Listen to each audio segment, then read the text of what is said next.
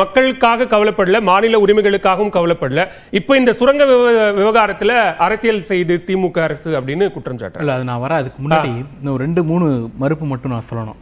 ஒண்ணு, இவங்க சொன்னாங்க, ஆசீர்வாதம் ஆச்சாரி சார் வந்து செயின்ட் ஜார்ஜ் கோட்டையில உட்கார்ந்துட்டு நீங்களே முடிவு பண்ணிக்கிறதா, என்கிட்ட கேட்கல, என்னுடைய சமூகத்தை சேர்ந்தவர்கள்ட்ட கேட்கல அப்படின்னுட்டு. இவரிடம் கேட்கவில்லை அப்படிங்கிறது வந்து இந்த சமூகத்தை சேர்ந்தவர்களோட கேட்கல அப்படின்னு ஆகாது. ஒண்ணு. ரெண்டாவது, பாஜக இவர்கிட்ட கேட்டுடுச்சு அப்படிங்கிற காரணத்தினாலேயே அந்த சமூகங்களிடம் எல்லாம் கேட்டுடுச்சு அப்படிங்கிறதா நம்ம புரிஞ்சுக்க முடியாது. ஏன்னா அந்த சமூகத்தினுடைய ஒட்டுமொத்த பிரதிநிதியா ஆசீர்வாத ஆச்சாரியை யாரும் அங்கீகரிக்கல. இது ஒண்ணு. ரெண்டாவது, ஃபில்டர் பண்ணோம் அப்படின்னாரு. 2 கோடி 2.5 கோடி அப்ளிகேஷன் வந்து இன்னைக்கு 25 லட்சம் வரைக்கும் நாங்க டெலிவர் பண்ணிருக்கோம், இன்னும் பண்ண போறோம். இந்த ஃபில்ட்ரேஷன் ப்ராசஸ் இருக்குல்ல, அங்கதான் என்னுடைய ஆர்குமெண்ட், திமுகவினுடைய ஆர்குமெண்ட் எங்க வருதுன்னா, அந்த இடத்துல தான் நீங்க குடும்ப தொழில், அதனுடைய தொடர்ச்சியா குலத்தொழில், அதனுடைய தொடர்ச்சியா சாதி தொழில்ங்கிறத கொண்டு வரீங்க அப்படிங்கிறோம். மூணாவது, திட்டத்தினுடைய பிரதான பிரச்சனையா நீங்க ஒன்னு சுட்டி காட்டினீங்க, விஸ்வகர்மாங்கிற அந்த நேம பத்தி ஒரு பிரச்சனை தமிழ்நாட்டில் எழுந்துச்சு அப்படின்ட்டு. உடனே அவர் என்ன பண்றாரு, அது சாதி பிரச்சனை, அதை டைவர்ட் பண்ற அப்படின்ட்டு. இவர் முதல்ல இன்ட்ரோடியூஸ் பண்ணும் பொழுது நான் குறிப்பிட்ட சமூகத்தை சேர்ந்தவன் அப்படின்னு சொல்லிட்டு தான் இந்த டிபேட்டை ஆரம்பிக்கிறாரு. ஆனா நீங்க அந்த சாதிக்குள்ள ஒரு ரெப்ரசன்டேஷன் பிரச்சனை வருது அப்படின்னு சொன்ன உடனே திட்டத்துக்கு வந்துருவோம், சாதி பிரச்சனையை பேச வேண்டாம் அப்படின்னு இதை டைவர்ட் பண்ணக்கூடிய வேலையில அவர் ஈடுபடுறாரு. கடைசியா இன்னொரு விஷயம் சொன்னாரு, முடிதிருத்தும் போட்டி நடத்தணும் நாங்க, இந்த சிகை அலங்கார போட்டி.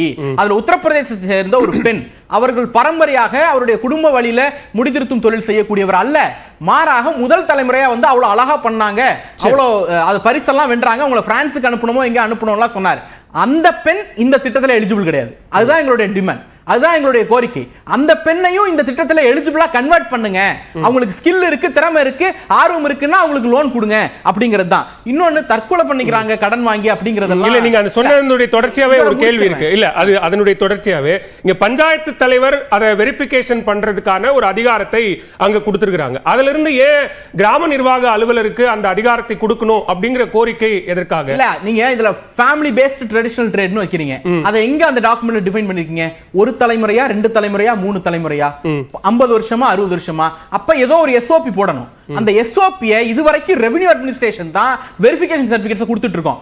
நீங்க வந்து ஒரு குறிப்பிட்ட சாதியை சேர்ந்தவரா, ரெவென்யூ தான் கொடுக்கணும். குறிப்பிட்ட ஒரு டென்யூர் டிஃபைன் பண்ணிருக்காங்க சார். ஒரு 5 ஆண்டு காலம் அப்படிங்கிறது ஒரு டென்யூர் வச்சிருக்காங்க. அந்த டென்யூருக்கு அப்புறம் நீங்க சொல்ற மாதிரியான மாற்றங்கள், திருத்தங்கள் அப்படிங்கிறது அந்த 5 ஆண்டு காலத்திற்கு பிறகு ஒரு ட்ரையல் அண்ட் எரர் மோட்ல அது மாற்றப்படலாம், திருத்தங்கள் கொண்டு வரப்படலாம் அப்படின்னு பார்க்க கூடாது. பிரச்சனையை ஐடென்டிஃபை பண்ண முடியலன்னா 5 வருடம் கழிச்சு நீங்க பண்ணலாம். இப்பயே இது பிரச்சனைன்னு ஐடென்டிஃபை பண்ணி சொல்றோம், அது திருத்தல என்ன பிரச்சனை? சார் சொன்னது தற்கொலை விஷயத்தை சொன்னாங்க. நான் என்ன கேட்கிறேன், தமிழ்நாட்டில் இந்த மாதிரி ஏகப்பட்ட ஸ்டார்ட் அப் டிஎனா இருக்கட்டும், இந்த மாதிரி நிறைய திட்டங்கள் இருக்கு. அதுல எந்த காஸ்டையும் நாங்க கேட்கறது கிடையாது, அவங்க ஃபேமிலி தொழில் பண்றாங்களாங்கிறத நம்ம பாக்குறது கிடையாது. இதை தாண்டி இன்னொரு விஷயம், இவர்களுடைய நான் அவங்க ஸ்கீமுக்கே வரேன். முத்ரா ஸ்கீம் வச்சிருக்காங்க. முத்ரால 3 வகை வச்சிருக்காங்க, இந்த சிசு, கிஷோர், அப்புறம் வந்து தருண். இதுலயாவது 1 லாக் தான் லோன் கொடுக்குறீங்க. முத்ரால தருண்ல 10 லட்சம் ரூபாய் லோன் கொடுக்குறீங்களா? அதோட இதை அட்டாச் பண்ணிட்டு போக வேண்டியதானே? அட்டாச் பண்ணா என்ன பிரச்சனைனா, முத்ரால கடைசி ஆண்டறிக்கை என்ன சொல்லுதுன்னா, 65% கடனை ஃபார்வர்ட் கம்யூனிட்டிக்கு தான் கொடுத்திருக்கோம், ஓபிசி எஸ்சி எஸ்டிக்கு 35% தான் கொடுத்திருக்கோம் அப்படிங்கறாங்க. அந்த இடத்துல நீங்க 10 லட்சம் ரூபாய் கடன்னா அதை ஃபார்வர்ட் கொடுத்துருவீங்க, 1 லட்சம் ரூபாய் சொல்லிடுவீங்க. அதுக்கு முன்னாடி இன்னும் அடுத்த டங்ஷனுக்கு வரேன். ஒரே ஒரு விஷயம், தலைமுறையா டாக்டர்ஸ் ஆறாங்க, தலைமுறையா இன்ஜினியர்ஸ் ஆறாங்க அப்படிங்கறாங்க. ஒரு குறிப்பிட்ட சாதி தலைமுறையா படிச்சப்ப இந்த குறையெல்லாம் வரல. பிற்படுத்தப்பட்ட பட்டியலின பழங்குடியின சமூகங்கள் எங்களை மாதிரி ஆட்கள் தலைமுறையா படிக்க ஆரம்பிச்ச உடனே நீங்க 3 தலைமுறை டாக்டர் படிப்பீங்களாங்கிற வைத்தறிச்சல் வருகிறது. இன்னொன்னு, மட்டமான பார்வையினர், மட்டமானவர்களுக்கு எல்லாமே மட்டமா தான் தெரியும். சமூக நீதி மட்டமானவர்களுக்கு அந்த வார்த்தையை அனுமதிக்க முடியாதுன்னு அங்கேயே சொல்லிட்டேன். நீ மட்டமானவயா? இல்ல மட்டமானவர். இல்ல நான் அந்த வார்த்தையை அனுமதிக்க கூடாதுன்னு அப்படியே சொல்லிட்டேன். சூர்யா, அவர் அந்த வார்த்தையை அனுமதிக்க மாட்டேன், அனுமதிக்க மாட்டேன் அவர்கிட்ட சொல்லிட்டேன். நான் சொல்லிட்டேன், வேண்டாம். அவர் அந்த வார்த்தைக்கு மலிவான வார்த்தை பயன்படுத்துறேன்னு சொல்லிட்டார். இல்ல அந்த வார்த்தையை நான் சொல்லிட்டேன், அவர் மலிவானங்கிற வார்த்தையை பயன்படுத்துறேன்னு சொல்லிட்டேன். நீங்க பயன்படுத்தாதீங்க ப்ளீஸ். நான் அவர்கிட்ட என்ன ரெக்வெஸ்ட் வச்சனோ அதே ரெக்வெஸ்ட் தான் உங்களுக்கும். அந்த வார்த்தையை பயன்படுத்துங்க. நீங்க கண்டிச்சீங்க, நான் பாராட்டுறேன். அவர் அதை பின்வாங்கல, அதனால நான் சுட்டி காட்டுறேன். அந்த வார்த்தையை நான் மாத்திக்கிறேன்னு சொல்றேன். இன்னொன்னு, இது ஓவராலா அவர் என்ன சொல்றாரு அப்படின்னா அதுவே குலத்தொழில் தான், கண்டினியூட்டி வேணும் அப்படிங்கிறாரு. ராஜாஜி சரியாக இந்திரகுமார் சுட்டி காட்டினார். ராஜாஜி இன்னொரு இடத்துல 48 என்ன சொல்றாருன்னா, விதை விதைக்கப்படுகிறது, உடை தைக்கப்படுகிறது, ஆடு மாடுகள் மேய்க்கப்படுகிறது, மலம் அள்ளப்படுகிறது, எல்லாவற்றுக்கும் நான் கடவுளுக்கு நன்றி சொல்றேன், இதுக்கெல்லாம் ரெஸ்பெக்ட் காஸ்ட் இருக்கு, அதனால நான் நன்றி சொல்றேன் அப்படிங்கிறாரு. இந்த கண்டினியூட்டி வேணுங்கிறது அந்த குரலோட தொடர்ச்சி. இது ஒண்ணு. டங்ஸ்டன் விவகாரத்துக்கு வருவோம். முதல்ல வந்து சுரங்கம் தோண்டினாங்க இந்த பாதுகாக்கப்பட்ட வேளாண் மண்டலத்துல, அது எனக்கு வந்து தோண்டின பிறகுதான் தெரியும் முதலமைச்சர் சொன்னாரு அப்படிங்கிறது அப்பட்டமான பொய். ஏன்னா முதலமைச்சர் எடப்பாடி பழனிசாமி கிடையாது, சுட்டு கொன்னுட்டு வந்து நான் டிவியை பார்த்து தெரிஞ்சுக்கிட்டேன் அப்படின்னு சொல்றதுக்கு ஒண்ணு. ரெண்டாவது அப்படி சொல்லக்கூடாது இல்ல, சுட்டு கொன்னுட்டு வந்து அது தவறான வார்த்தை. அவர் கால சரிங்க மன்னிச்சுங்க, அவர் தவறான வார்த்தை. அவருடைய காலத்தில் அதிமுக வழக்கு தொடர்ந்தா சூர்யா கிருஷ்ணமூர்த்தி தானே சந்திக்கணும். சுட்டு கொன்னுட்டு அப்படிங்கிற வார்த்தை ஒரு நிமிஷம் அது சரியான பதம் இல்ல. நான் திரும்ப பெற்றுக்கிறேன். அவருடைய காலத்தில் அவருடைய போலீஸ் செய்து என்கவுண்டர் மூலமாக 13 பேர் கொல்லப்பட்டார்கள். போதுமா? ஸ்டேட்மென்ட் கரெக்ட்டா இருக்கா? என்ன சார் என்கவுண்டர் பத்தி அவங்க பேசலாமா? மேடம் தொடர்ந்து இந்த ஆட்சி 43 நீங்க நான் பதில் கேட்கல. 40 நிமிஷம் அவங்க தான் பேசிட்டாங்க சார். நான் பதில் தான் வாங்குறேன். எல்லாரும் பேசிட்டு இருக்காங்க. 40 நிமிஷம் இல்ல எல்லாரும் பேசிட்டு இருக்காங்க. எல்லாரும் பேசிட்டு இருக்காங்க. பதில் தான் வாங்க. நீங்க சொல்றதுக்கு பதில் வாங்க. டங்ஸ்டனுக்கு பதில் சொல்லலாம். ஏதாவது இட்டு கட்டி பேசுவோம் சார். சுரங்கம் வந்து பிறகுதான் தெரியும் முதலமைச்சர் எந்த இடத்துலயும் சொல்லல. இது ஒண்ணு.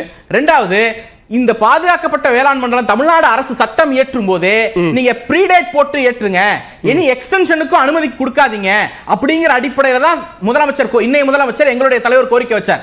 அதை கன்சிடரே பண்ணாம புது ப்ராஜெக்ட்டுக்கு மட்டும் தான் செல்லும்னு அந்த சட்டத்தை வலுவற்றதாக இயற்றியது அன்றைய அதிமுக அரசு. இப்ப அடுத்தது என்ன சொல்றாங்கன்னா, நாங்க ஆர்ட்ஸ் அண்ட் காலேஜ் கொண்டு வந்தோம், சயின்ஸ் காலேஜ் கொண்டு 41 கல்லூரியை மாத்துனாங்க, அதுக்கு ஒரு பைசா நிதி ஒதுக்கல, யுனிவர்சிட்டியே பே பண்ணுனாங்க, கோர்ஸ்ல வந்து ஏகப்பட்ட குளறுபடி பண்ணி வச்சாங்க, எல்லாவற்றையும் வந்து திருச்சி திராவிட முன்னேற்ற கழக அரசு. இந்த டங்ஸ்டன் பத்தி சொல்லிருங்க. டங்ஸ்டன் வந்து இவங்க சொல்றாங்க 11 மாதமா என்ன பண்ணீங்கன்னு. முதல்ல இத வந்து ஒரு பல்லுயிர் காப்பு பகுதியாக, அதாவது ஒரு பயோடைவர்சிட்டி ஹெரிடேஜ் சைட்டா கன்வெர்ட் பண்ணி 2022ல அறிவிச்சதே திராவிட முன்னேற்ற கழக அரசு தான். 2023ஆம் ஆண்டு 3/10லயே நாங்க தெளிவா கடிதம் எழுதி இருக்கிறோம், இதை வந்து அனுமதிக்க முடியாது அப்படினுட்டு. இந்த ஏலம் யாரோடது? ஒன்றிய அரசோடது. ப்ராஜெக்ட் யாரோடது? ஒன்றிய அரசோடது. 57ஆம் ஆண்டு சட்டத்தின் அடிப்படையில் தான் இந்த ஏலத்தை அவங்க இது பண்றாங்க. அப்ப மாநில அரசு எப்படி சரி ஒன்றிய அரசுக்கு ரிக்வெஸ்ட் பண்ணி கடிதம் எழுத முடியும்? ஒரே ஒரு விஷயம் 2019ஆம் ஆண்டு ஒன்றிய அரசாங்கத்தினுடைய மைன்ஸ் டிபார்ட்மெண்ட்ல இருந்து மாநிலத்துல நாங்க ஆய்வு பண்ணி எடுத்தோம். நாங்க அன்னைக்கு மீத்தேன் கூட தான் நீங்க ஆய்வுக்கு அனுமதி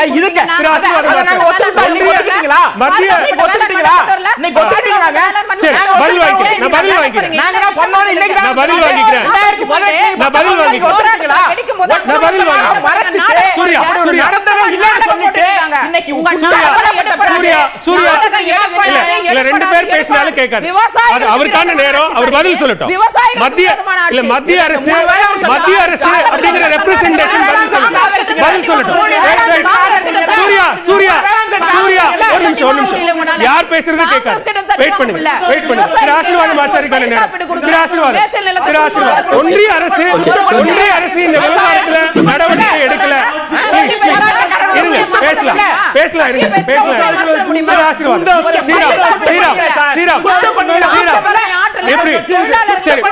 பேசுவோமா இல்ல அவர் நேரத்தில் எப்படி எல்லாரும் பேசிட்டு இருப்போமா?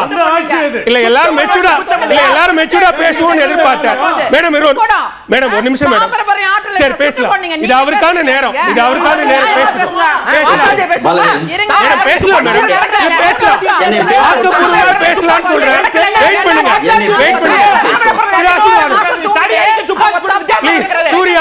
சூர்யா இது எல்லாருக்குமான ரெக்வெஸ்ட் தான். இல்ல அடுத்து இருக்கக்கூடிய 20 நிமிஷம் இப்படியே பேசிடுவோமா? இல்ல இருக்கக்கூடிய நேரத்தை இப்படியே பேசிடுவோமா? எல்லாரும் பேசலாம் மேடம். எல்லாரும் பேசலாம். எல்லாருக்கும் வாய்ப்பு கொடுக்கணும். ஆசீர்வாதம் பதில் சொல்லட்டும். நான் வரேன். அடுத்த சுற்றுல உங்களுக்கு நேரம் கொடுக்க முடியாது மேடம். அடுத்த சுற்றுல உங்களுக்கு நேரம் கொடுக்க முடியாது.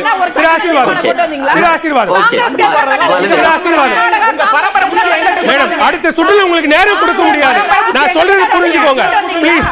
இது தவறு. ஒரு சங்கடத்தை ஏற்படுத்துறீங்க. நீங்க ஒரு சங்கடத்தை ஏற்படுத்துறீங்க. கொஞ்சம் அமைதியா இருங்க.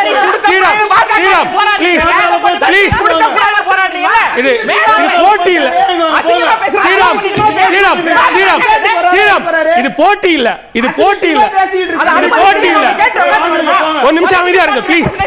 யார் பேசுறது கேட்காது. இது போட்டி இல்ல, ஆக்கப்பூர்வமா ஒரு விவாதத்தை நடத்தணும்னு நினைக்கிறோம். அதுக்கு தயவு செய்து எல்லாரும் ஒத்துழைப்பு. அசிங்கம் பிடித்தவர்கள் ஆக்கப்பூர்வமா பேச மாட்டாங்க.